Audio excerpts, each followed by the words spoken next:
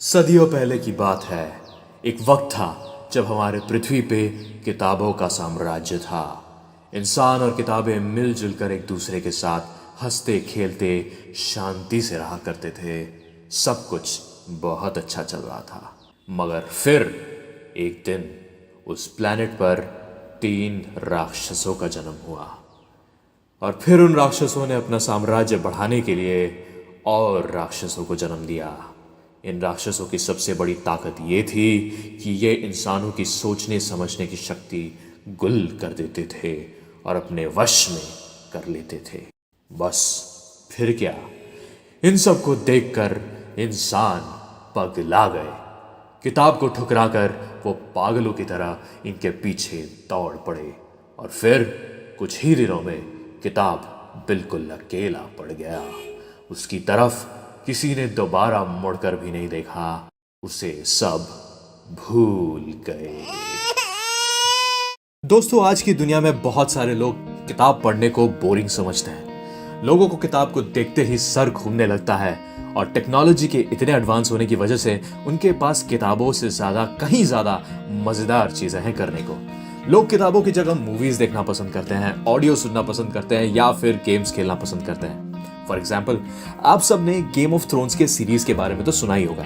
दुनिया भर में इसके लाखों करोड़ों फैंस होंगे, मगर बहुत ही कम लोगों को यह बात पता होगी कि वो सीरीज एक्चुअली एक किताब से ली गई थी और उससे भी कम लोगों ने उस किताब को एक्चुअली पढ़ा होगा।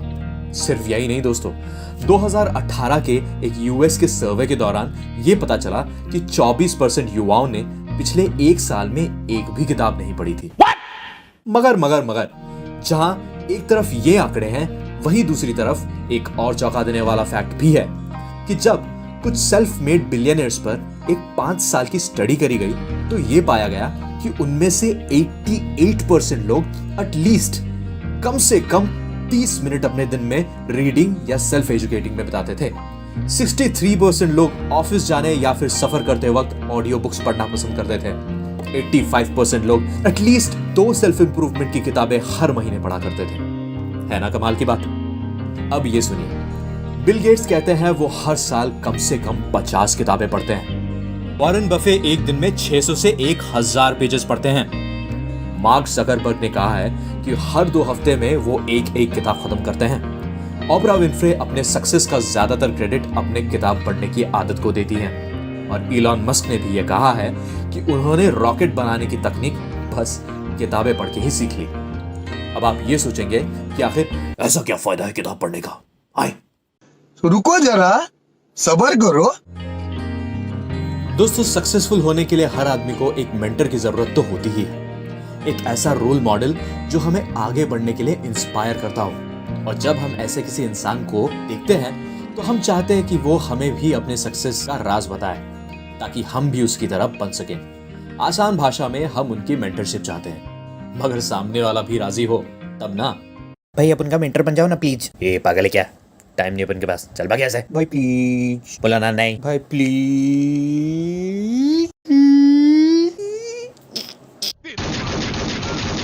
एक बार अपन बोल दिया मेंटोर नहीं बनेगा तो नहीं बनेगा। दोस्तों, मेंटोर का मिलना आसान नहीं होता। एक सक्सेसफुल आदमी अपने बिजी शेड्यूल से टाइम निकाल के लोगों को मेंटरशिप देता फिरे, ये पॉसिबल तो नहीं है। लेकिन क्या आपने सोचा है कि इस दुनिया के कई सक्सेसफुल लोगों और फील्ड एक्सपर्ट्स ने ऐसी किताबें लिखी हैं जिससे लाइफ में मेंटर की कमी आराम से पूरी हो सकती है। उन लोगों ने अपनी जिंदगी में जो कुछ भी देखा या सीखा, अपने सारे एक्सपीरियंसेस, अपनी सारी अचीवमेंट्स, अपनी सारी गलतियां और अपने सारे सक्सेस सीक्रेट्स, वो किताब में उतार दिया करते हैं ताकि जो भी उन्होंने देखा या सीखा वो उन्हें आम आदमी तक पहुंचा सके। मतलब ये दोस्तों कि बस कुछ घंटे और कुछ पन्नों की एक छोटी सी किताब को पढ़ के आप एक सक्सेसफुल आदमी की पूरी जिंदगी का पूरा रहस्य जान सकते हैं। जी हाँ, ये हुआ benefit number 1, filling the gap of a mentor. अब चलते हैं सेकंड नंबर बेनिफिट पे। रीडिंग आपको स्मार्ट बनाती है। ये आपके दिमाग को सोचने और इमेजिन करने को फोर्स करती है। इससे आपका दिमाग भी तेज होता है और आप डीप थिंकिंग भी कर पाते हैं। ब्रायन ट्रेसी ने क्या खूब कहा है, reading to the mind is as exercise is to the body. मतलब ये कि जिस तरह हमारे शरीर के लिए एक्सरसाइज जरूरी है, जिस तरह हमारे शरीर को एक्सरसाइज स्ट्रांग करती है, उसी तरह हमारी रीडिंग हैबिट्स हमारे ब्रेन को स्ट्रांग करती है। अब तीसरा बेनिफिट, सोने से पहले फोन देखने की जगह अगर आप किताब पढ़ने की कोशिश करें तो आपको नींद अच्छी आती है, आपकी नींद की क्वालिटी इंप्रूव होती है। उसी तरह अगर सुबह उठकर आप फोन देखने की जगह एक सेल्फ डेवलपमेंट या सेल्फ हेल्प की किताबें पढ़ें तो आपको दिन में ज्यादा काम करने के लिए और ज्यादा इफेक्टिव होने में ज्यादा मदद मिलता है और आप ज्यादा मोटिवेटेड रहते हैं। चौथा बेनिफिट, जो इंसान किताब पढ़ता है, किताब पढ़ने के साथ साथ उसकी वोकैबुलरी भी इंक्रीज होती है और इंटेलिजेंस एंड जनरल नॉलेज भी इंक्रीज होती है। ये एक बहुत अच्छा रिलैक्सेशन टेक्निक भी है। कभी कभी ये अपने रीडर्स को अपने लाइफ की प्रॉब्लम्स को भुलाकर एक अलग ही काल्पनिक दुनिया में खो जाने में मदद करता है। अब इसके बाद एक बहुत बड़ा बेनिफिट ये भी है कि किताब स्ट्रेस को ओवरकम करने में बहुत मदद करता है। 2009 के एक रिसर्च के मुताबिक बाकी जितने भी तरीके हैं स्ट्रेस को कम करने के, जैसे म्यूजिक सुनना, टी या कॉफी पीना या फिर एक वॉक लेना, उन सब के कंपैरिजन में रीडिंग बुक्स सबसे ज्यादा इफेक्टिव वे माना गया है। उस रिसर्च के पार्टिसिपेंट्स के हार्ट रेट और मसल टेंशन को ट्रैक करके ये पता चला कि उनके किताब पढ़ने शुरू करने के बस 6 मिनट के अंदर अंदर वो पूरी तरह से रिलैक्स हो चुके थे। इसके अलावा किताब पढ़ने के और भी बहुत सारे फायदे हैं, जैसे कि आपकी एनालिटिकल थिंकिंग स्किल्स इंप्रूव करता है, कंसंट्रेशन को बेटर बनाता है, रीडिंग स्पीड बढ़ाता है, आपकी क्रिएटिविटी इंक्रीज करता है और भी बहुत कुछ। अगर इन सारे बेनिफिट्स के बारे में हम बात करने लगे तो वीडियो थोड़ा सा लंबा हो जाएगा और आप कहोगे बोरिंग। इसलिए दोस्तों आगे बढ़ते हैं और ये देखते हैं कि किताब पढ़ने की शुरुआत कैसे करें। कोशिश करें कि रोज थोड़े समय के लिए आप किताब जरूर पढ़ें, जब तक वो आपकी हैबिट ना बन जाए। अब आप पूछेंगे कि हैबिट बनने को कितने दिन लगते हैं, तो दोस्तों इसके लिए आप 20/90 डेज रूल का यूज कर सकते हैं। इस रूल के मुताबिक अगर कोई एक चीज को लगातार 21 दिन तक किया जाए तो वो आपकी हैबिट बन जाती है। फिर उसके बाद उसे अगले 90 दिनों तक अगर किया जाए तो वो आपके परमानेंट लाइफस्टाइल में बदल जाती है। शुरुआत में एक छोटा सा माइलस्टोन बनाएं, जैसे कि 10 से 20 मिनट रोज, और फिर धीरे धीरे उसे इंक्रीज करें। कोशिश करें कि बुक पढ़ते टाइम आप अपने डिस्ट्रैक्शंस को दूर रखें। आपका Insta account, Facebook account, WhatsApp, Netflix, ये सब आपको अपनी तरफ बुरी तरह बुलाएंगे। इसलिए दोस्तों मेक श्योर जब आप किताब पढ़ने बैठें तो अपने स्मार्टफोन को अपने रीच से कोसों दूर रखें। अब आप कहेंगे ब्रो मैं तो फोन से ही पढ़ता हूँ ब्रो, ई बुक से। दोस्तों शुरू में जब तक आदत नहीं पड़ती, आई वुड रिकमेंड कि आप हार्ड कॉपीज से ही शुरुआत करें। जबरदस्ती का कंटेंट ना चुनें। शुरुआत में इंटरेस्ट बनाए रखने के लिए वैसा ही जॉनर चुनें जिसमें आपका इंटरेस्ट है। बाद में आदत लगने के बाद आप कोई दूसरा जॉनर में स्विच कर सकते हैं, लेकिन शुरुआत में जबरदस्ती नहीं। बुक पढ़ना शुरू करने से पहले वेबसाइट से उसके बारे में रिव्यूज देख लें। उस बुक से रिलेटेड टेड टॉक्स या फिर यूट्यूब वीडियोस देख सकते हैं। इससे आपको ये पता चल जाएगा कि ये बुक आपको पढ़ने के लिए एक्चुअली में अट्रैक्ट कर रही है, खींच रही है या नहीं।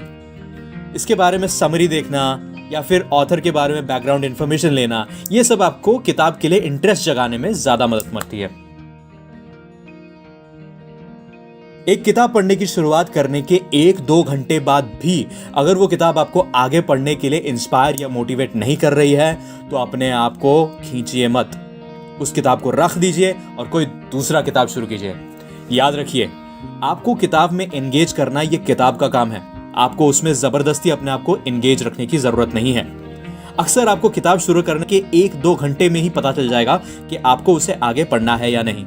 जबरदस्ती किताब खत्म करने की कोशिश में आप अपना वक्त भी बर्बाद कर बैठेंगे और आपको मजा भी नहीं आएगा और ना ही आपका कुछ फायदा होगा। अगर आप अभी किताब पढ़ने में बिगिनर हैं और आपको कंसंट्रेट करने में प्रॉब्लम होती है तो आप अपनी उंगली का इस्तेमाल कर सकते हैं। जिस लाइन को आप पढ़ रहे हैं उस लाइन के नीचे अपनी उंगली दौड़ाने से आपकी कंसंट्रेशन बेटर हो सकती है।